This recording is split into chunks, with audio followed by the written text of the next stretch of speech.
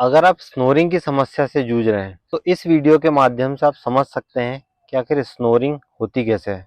Ever wondered why we snore? Snoring happens when the flow of air through the mouth and nose is partially blocked during sleep.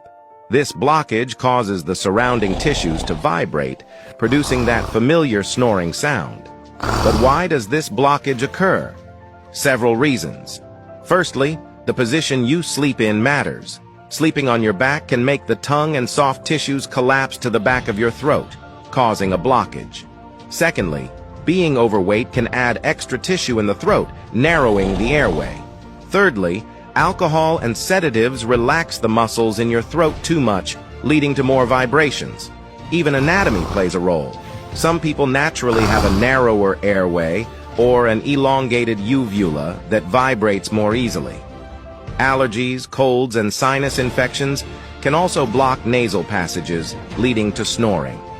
So the next time you or someone you know snores, remember, it's all about the airflow and what's blocking it.